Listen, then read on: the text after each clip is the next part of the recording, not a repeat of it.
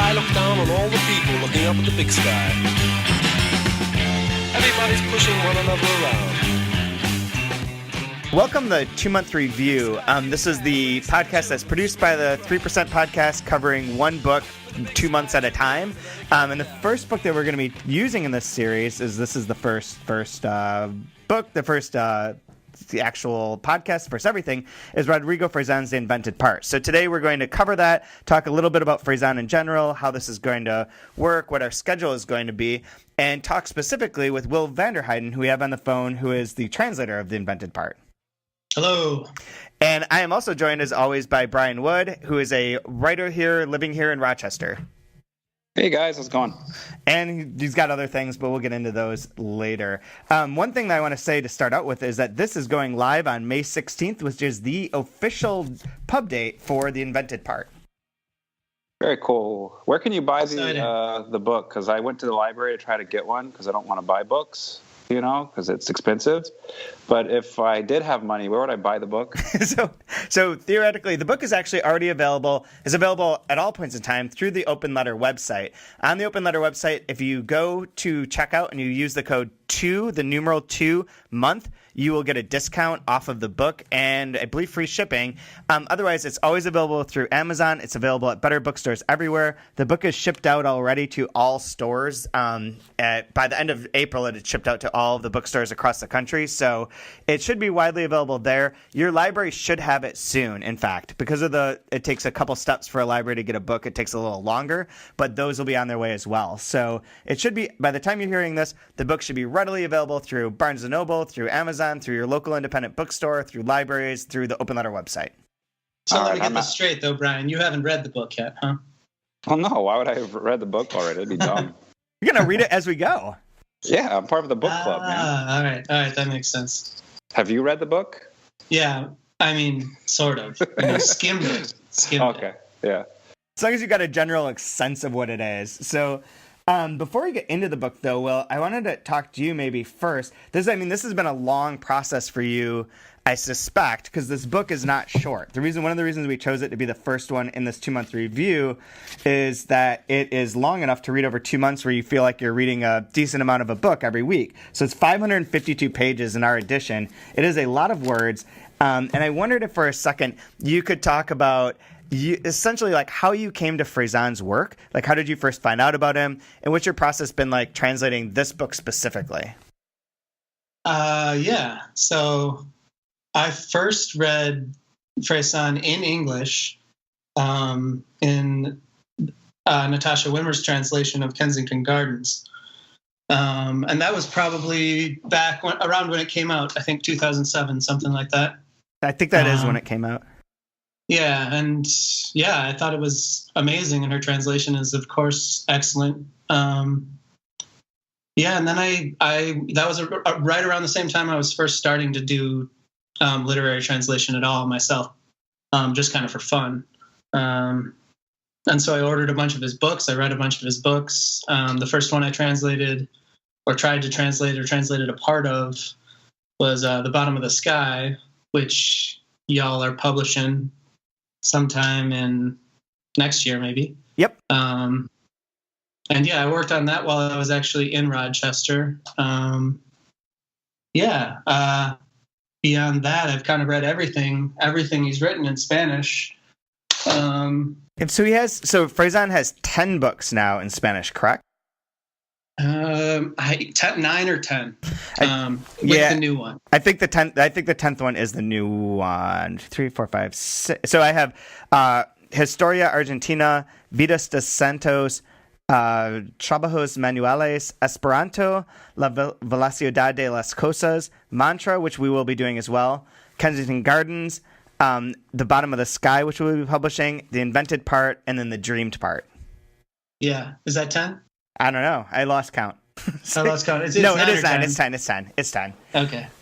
And, go ahead.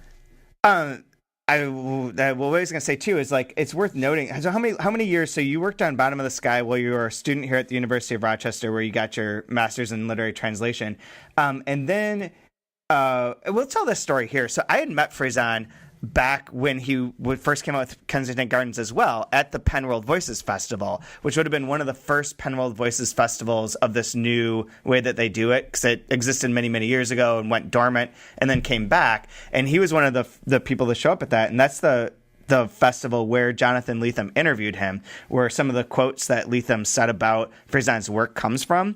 And I met him at a party, I believe, there. I might be inventing this in my mind, but that's good enough. It sort of fits with the tone of this book. That's in keeping with what we're doing here.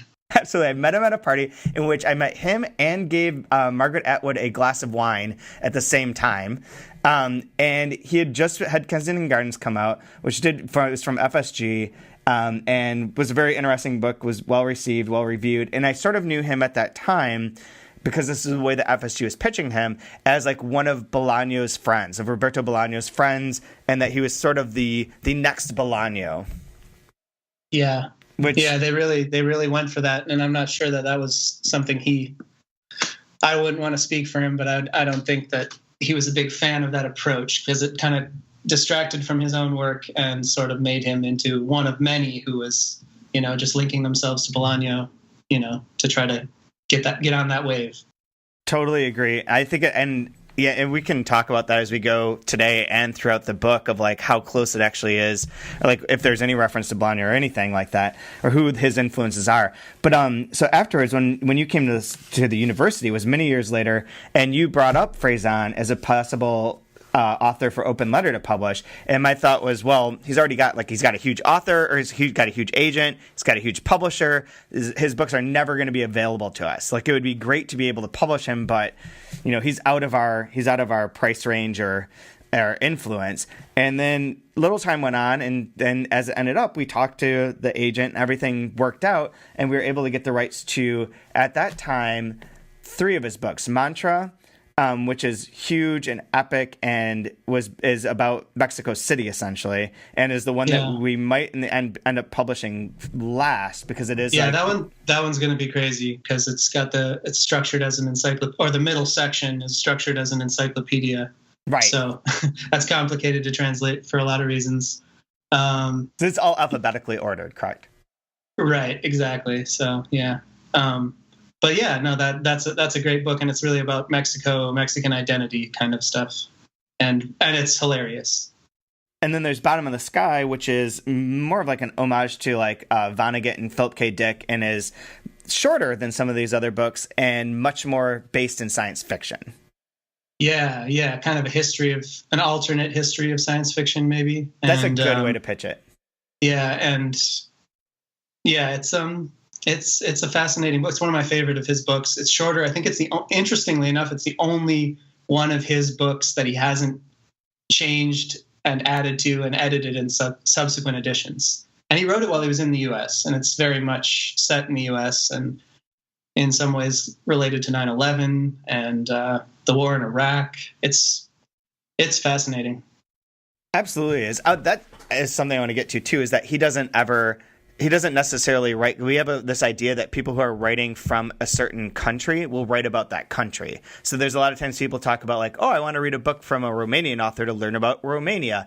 And Fresán totally upends that by being an Argentine author living in Barcelona who's writing about America, or in Kensington Gardens about England, and J.M. Barrie, the Peter Pan writer, and in The Invented Part, writing a lot about Fitzgerald, and like he's sort of all over the place in terms of location.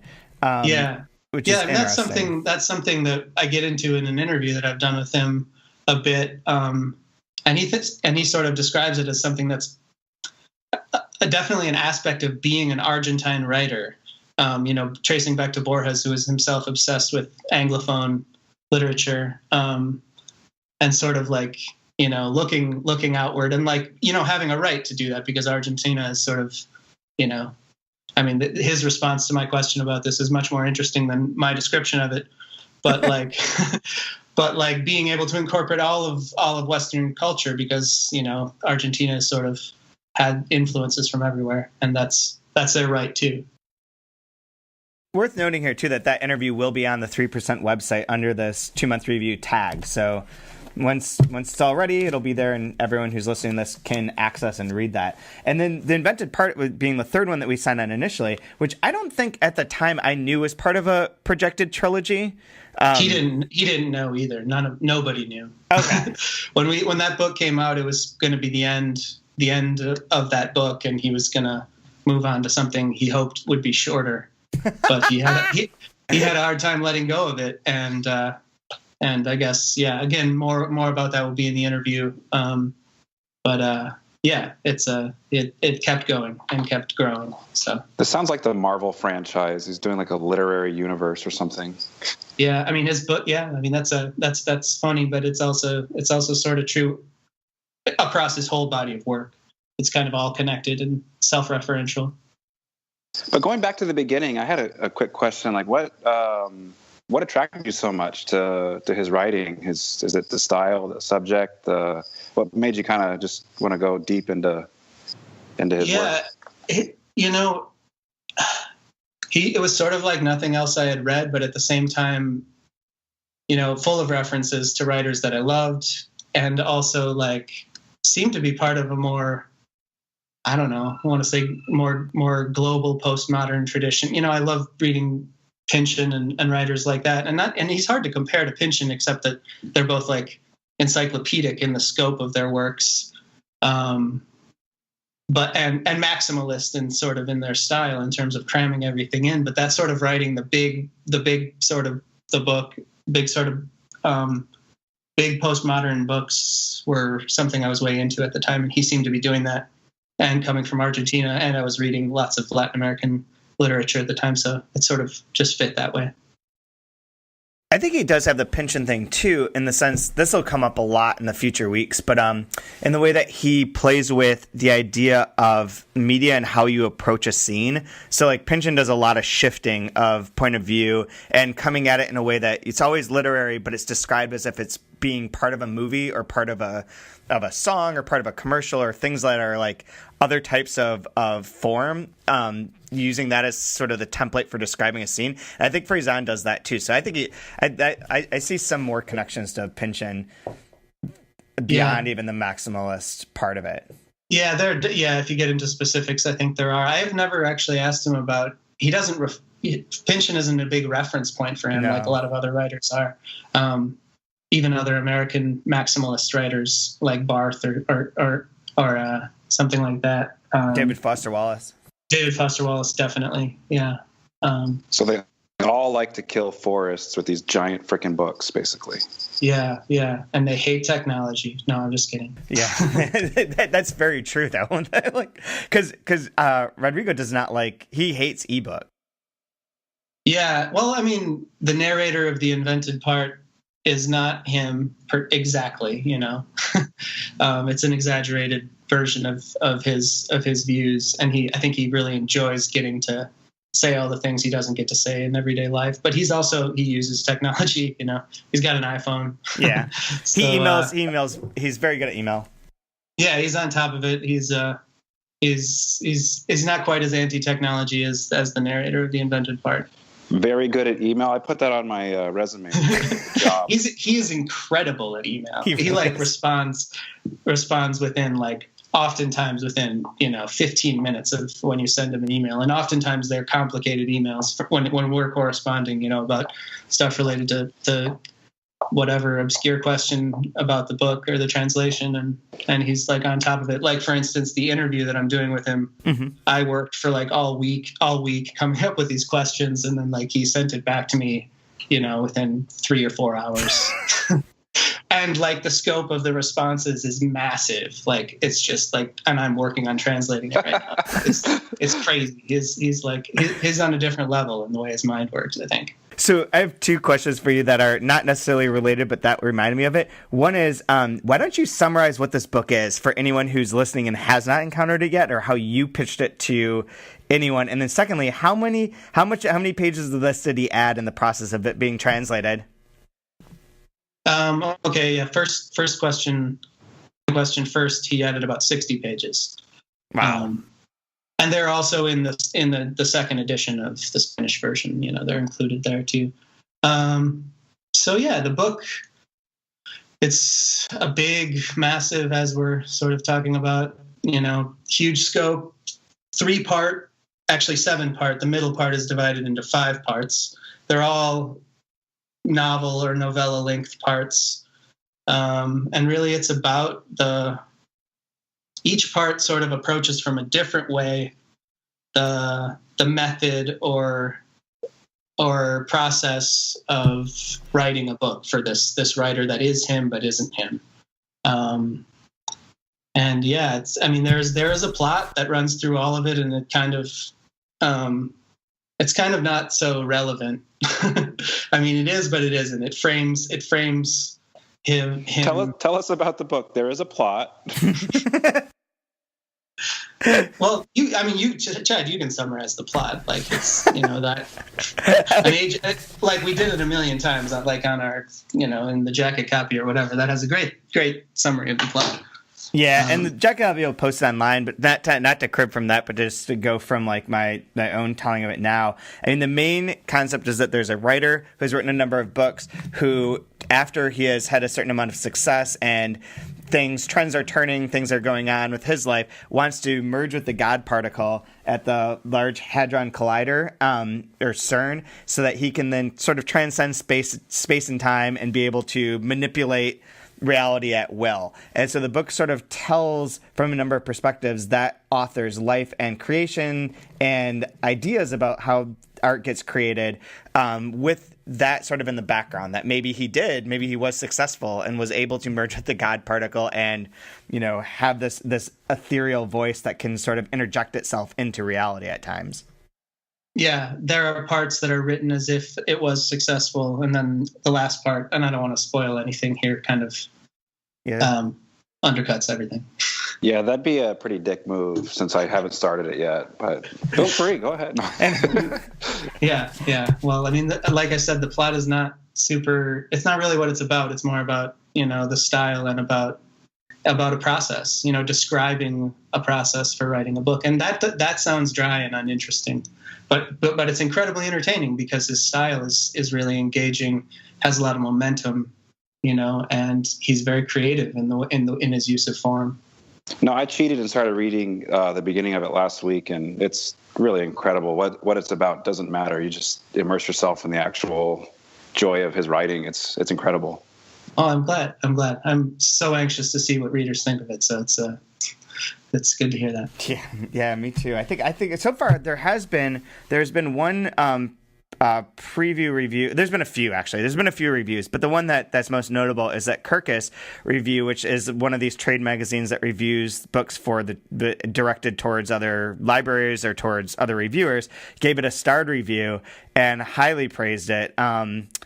As like an exemplary postmodern novel that is both literature and entertainment, studded with references to everyone from Dylan and the Beatles to Stanley Kubrick and F. Scott Fitzgerald. It adds up to a lively, if sometimes disjointed how do you say that? Pan to creativity. Yeah, you got it. Yeah.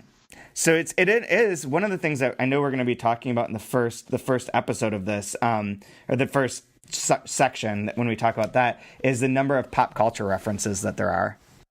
Yeah, pop culture and literary references. Like, he refers to himself as a referential maniac, which is referential mania is a term that Nabokov actually, I don't know if he coined it, but he used it in in the story. And what is it called? Signs and Symbols or something like that. That was published in the New Yorker way back when, and it's like describing the disorder that this son of Russian immigrants has, and who's institutionalized and whatever, and like thinks that everything he sees in reality or hears or whatever is a reference to him. So it's a different kind of referential mania. His is more, full, literary and pop cultural references. In a way, they all do refer to him and his sort of, I don't know. You can reduce it to that if you want. Well, I've already made up my mind that I don't like him because I think he's going to be culturally appropriating everything. So, but I'm going to be open. But I know I don't like him, but I'll read the whole thing anyways. Fair enough. Yeah. Just to give someone, anyone who's listening to, like, some of these elements, I thought it'd be useful for you to say, like, some of the authors that if you like person X, you probably like Fresán's books, and also like some of these big popular pop culture or literary references to watch for in the book as you read it. All right. Yeah. I mean, if you like Borges, for instance, you might like Fresán, although Borges writes really short things and Fresán writes massive things, but they have, they come from similar places and they have sort of similar tastes in the Anglophone world. If you like David Foster Wallace, if you like Pynchon, writers like that, the postmodern American writers, if you like Vonnegut, if you like Philip K. Dick, DeLillo. If you like sci-fi in general, yeah. If you like sci-fi that is in some way concerned with also being sort of literary writing in particular, he's obsessed with, in this book anyway, with F. Scott Fitzgerald, who I love. And so like the content is very, if you're like interested in F. Scott Fitzgerald's life and his work, there's a lot in this book for people interested in those things. William S. Burroughs, he's into the Beats and Burroughs for sure. 2001. Yep, 2001, and A Space Odyssey and the Beatles, A Day in the Life, and the cover to a Sgt. Pepper's Lonely Hearts Club Band are like he credits those experiences of those as a child, of those different art forms as sort of kickstarting his referential mania. Just that's sort of a preview of some of the stuff that's covered in the interview again, but yeah, there's many, like Pink Floyd. There's a huge amount on Pink Floyd in this book. We are going to have Tom Roberge is going to come on to talk about Pink Floyd. Yeah, I think that'll be fun because yeah, I know Tom really likes Pink Floyd as well. So yeah, there's a lot of that in there. A lot of Pink Floyd, a lot of Bob Dylan. In the next book, there's a lot more Bob Dylan, a lot of the Bronte sisters, and a lot of Nabokov. So look forward to that. Yeah, because the next one is, so the invented part is the first part that became then this trilogy, and the second part is the dreamed part, which just came out in Spanish, and of which we will be publishing as well. And then the third one, it does have a title, doesn't it? Yeah, the remembered part. Oh, that's right, the remembered part. The part that I can't remember. Yeah, which I don't know exactly what's going to be in there, but I imagine it'll be a lot of references to Proust. That sort of makes sense. Absolutely. Yeah, which is another big reference point for him. Like you can see, it's not so much an explicit one, but I think you can see it even in the opening of the invented part. It's sort of, I feel like there's a semi hidden reference to Proust and what's going on with the boy in Search of Lost Time. Interesting. One of the things I've noticed, and I've read now I've read this before last year when we were proofing it, essentially, the Kensington Gardens and The Bottom of the Sky, which will be coming out next year. And one thing that I've noticed is a sort of I don't find his books difficult to read, but if someone does encounter these and is like, these are crazy, they don't follow the normal, like, beginning, middle, end, singular plot about a family history with the crescendo climax sort of in the middle, I could understand that. And I think a key to reading him in a way is that a lot of the plot or a lot of the idea behind the book comes in this sort of frame that you sort of pick apart or come to understand by the end. So like in Kensington Gardens, for instance, the whole setup of that book is that there's a guy who's sort of a literary descendant of J.M. Barrie and has created his own version of like a Harry Potter / Peter Pan, and is holding a kid hostage who's playing the role of that character in a movie and is telling him all this historical and other information. But like the whole plot is that frame is coming to understand what that setting is. And I think as a way to approach this book, that sort of that's sort of maybe a clue or a guideline to like how to adjust to like all these varying components inside of it. Yeah, I think that's a smart way of looking at it. It definitely, there's a circularity, and I mean most of his novels are structured in this 3-part way, and even in this book he sort of circles back on the beginning, even rewriting some of the beginning in the last part. And yeah, definitely things are made somewhat clear, but nothing's really explained. I mean, at the same time, everything's kind of explained in this book. Like this book tells you exactly what it is. From like, he's the most like hyper self-conscious writer that I know, and and the postmodern, writers, especially like David Foster Wallace, are very much known for that. Like you see it like in the opening page of this book, he's referring to his own orthography in the first paragraph. He's talking about his own use of parentheses and like, getting ahead of anybody who's going to judge or criticize him for that. So he's like, yeah, it's super, super self-conscious. Yeah, I don't know. That didn't really expand on what you said, but it's something that's part of the book too. I don't want to interrupt if you have a question, Brian, but I do have one other one for you, Will, is that there's a lot of like histories in this book. So a lot of, like you mentioned, Fitzgerald, the Kinks, Pink Floyd, 2001, Burroughs, and it tells a lot of these stories of these people, so giving anyone who's about to read it and embark on this journey with us a little bit of a heads up that you're going to learn a lot about these different people, different pieces of art and how they came to be. As a translator, were you at all challenged by wondering if you were, that you were getting the facts right? Did you have any kind of concern that like you're translating what he wrote there, or that you should research and make sure this is the story of how William Burroughs did X, or this is what this is about? Or did you just translate as was and not question that and wonder if there is any like slippages of Fresán or the narrator in this book sort of inventing something for history and not being 100% accurate? That's a good question. So all of his books include a long list of acknowledgments at the end, which includes references to the authors and books that were used and not only authors and books, but songs and bands and everything, all the media that he that went into writing the book.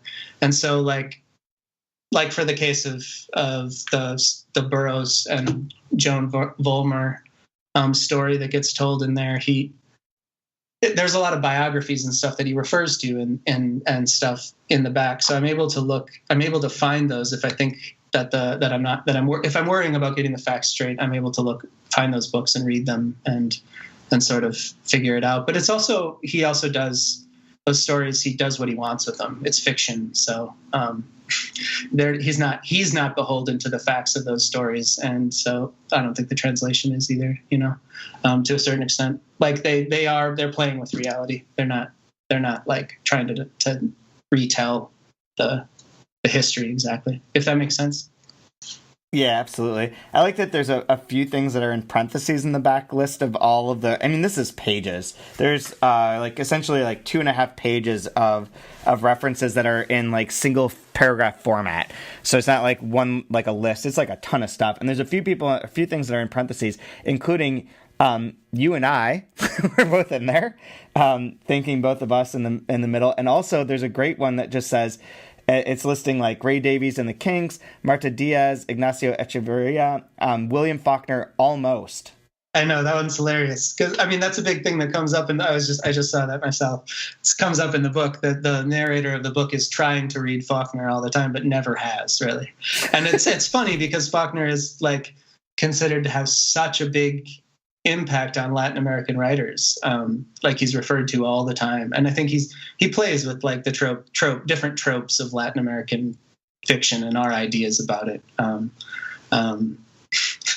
And yeah, I love that almost because the writer who is the narrator of the book is dragging around with him at the end in the final section a suitcase that is possibly anyway full of Faulkner books that he's never read. Oh man. So yeah, I don't know. Maybe he'll write a fourth edition to this trilogy that's all about when he finally reads Faulkner. Well, I tried to read Faulkner through the winter, and I thought I had a stroke or something. I didn't realize the shifting narration. I was like, screw this book, man. I'm not going to do this just because I have to. So I second that. Almost Faulkner, not quite. Whatever. Yeah, almost. I agree. I've read some Faulkner, but Faulkner is one of my all-time favorites. I mean, he's amazing for sure. There's some of whatever, Chad. You're just being contrarian. Whatever. Yeah, like usual. But there was one other thing I was going to say is that, I was just going to say that we have, just for people who are ready to follow along and that have been enticed into buying the book or wanting to read it with us, that the first episode covering the book will take place, will go live online on June 1st, and it will cover the first part of the book, which is called The Real Character, and it goes from pages 1 through page 45. So not a huge amount to read, but if you read that, we will be discussing that on the podcast that goes live on June 1st. And Jeremy Garber of Powell's Books and the Best Translated Book Award jury will be on there to talk about that. And just one more, you said we can get it at 3%, and there's a code for discount, right? Yep, 2 month. The number 2 and then month, you'll get 20% off, and you can order it through there, or you can also get it through your local bookstore or through Amazon. Or that's the Open Letter website, not the 3% website. That is the Open Letter website, which is openletterbooks.org. Should make sure I do all those things. One other thing I forgot to mention, though, is, Will, you received 2 awards to help you with your translation of this. Yeah, thank goodness. And do you want to say what those are? I wouldn't have been able to do it in the time frame otherwise, because one was from the NEA and one was from the Landon Foundation, and that was a residency that really helped me get through the first draft. Yeah. You're way too humble. You received 2 major awards. Oh yeah, I guess I did. Jeez, that's pretty awesome. Yeah, it was so helpful. I would love to be able to get those. I know all translators would love to be able to get that sort of support for, especially when you're doing a really big book, because they're a hard thing to get paid for. And I mean, not to say anything about Open Letter not paying me. They clearly paid me for it, but it's just like, it's, a book like this is just so much work. And yeah, I mean, a lot of fun, but at the same time, it sort of consumes a lot of time and a lot of your life.